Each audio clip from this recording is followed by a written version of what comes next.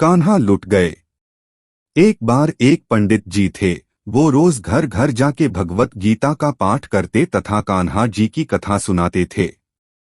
एक दिन उन्हें एक चोर ने पकड़ लिया और उसे कहा, तेरे पास जो कुछ भी है मुझे दे दो। तब वो पंडित बोला कि बेटा, मेरे पास कुछ भी नहीं है। तुम एक काम करना, मैं यहीं पड़ोस के घर में जाके भगवत गीता का पाठ करता हूँ। वो यजमान बहुत दानी लोग हैं। जब मैं कथा सुना रहा होऊंगा तुम उनके घर में जाके चोरी कर लेना। चोर मान गया।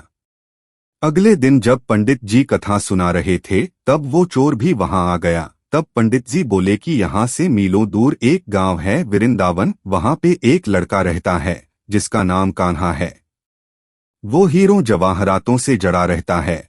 अगर कोई लूटना चाहता है तो उसको लूटो। वो रोज रात को एक पीपल के पेड़ के नीचे आता है जिसके आसपास बहुत सी झाड़ियां हैं।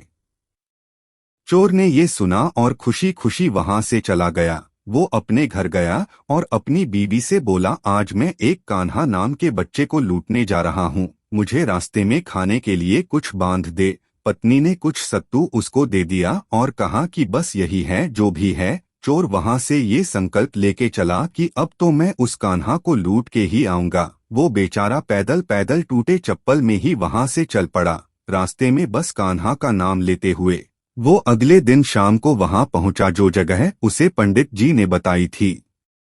अब वहां पहुंच के उसने सोचा कि अगर मैं यहीं सामने खड़ा हो गया तो बच्चा मुझे देख के भाग जाएगा, तो मेरा यहाँ आना बेकार हो जाएगा। इसलिए उसने सोचा क्यों न पास वाली झाड़ियों में ही छुप जाऊं। वो जैसे ही झाड़ियों में घुसा, झाड़ियों के कांटे उसे चुभने लगे। उस समय उसके मुंह से एक ही आवाज आई, कान्हा कान्हा। उसका शरीर लहूलुहान हो गया पर मुंह से सिर्फ यही निकला कि कान्हा आ जाओ। अपने भक्त की ऐसी दशा देख के कान्हा जी चल पड़े। तभी लक्ष्मी जी बोली कि प्रभु कहाँ जा रहे हो, वो आपको लूट लेगा। प्रभु बोले कि कोई बात नहीं, अपने ऐसे भक्तों के लिए तो मैं लुट जाना तो क्या मिट जाना भी पसंद करूंगा। और ठाकुर जी बच्चे का रूप बना के आधी रात को वहां आए। वो जैसे ही पेड़ के पास पहुंचे चोर एकदम से बाहर आ गया और उन्हें पकड़ लिया और बोला कि ओ कान्हा, तूने मुझे बहुत दुखी किया है। अब ये चाकू देख रहा है न, अब चुपचाप अपने सारे गहने मुझे दे दे।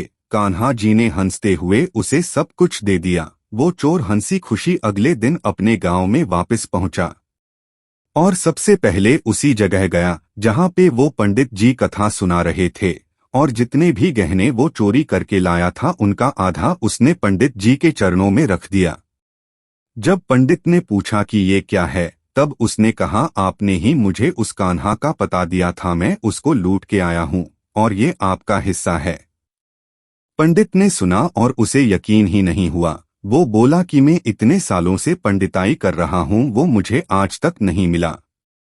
तुझ जैसे पापी को कान्हा कहाँ से मिल सकता है। चोर के बार बार कहने पर पंडित बोला कि चल मैं भी चलता हूँ तेरे साथ वहां पर, मुझे भी दिखा कि कान्हा कैसा दिखता है। और वो दोनों चल दिए। चोर ने पंडित जी को कहा कि आओ मेरे साथ, यहाँ पे छुप जाओ। और कांटों के कारण दोनों का शरीर लहूलुहान हो गया और मुंह से बस एक ही आवाज निकली, कान्हा कान्हा।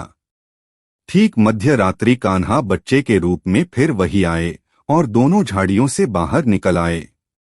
पंडित की आंखों में आंसू थे। वो फूट फूट के रोने लग गया और जाके चोर के चरणों में गिर गया और बोला कि हम जिसे आज तक देखने के लिए तरसते रहे, जो आज तक लोगों को लूटता आया है, तुमने उसे ही लूट लिया। तुम धन्य हो। आज तुम्हारी वजह से मुझे कान्हा के दर्शन हुए हैं, तुम धन्य हो। ऐसा है हमारे कान्हा का प्यार अपने सच्चे भक्तों के लिए। जो उसे सच्चे दिल से पुकारते हैं तो वो भागे भागे चले आते हैं।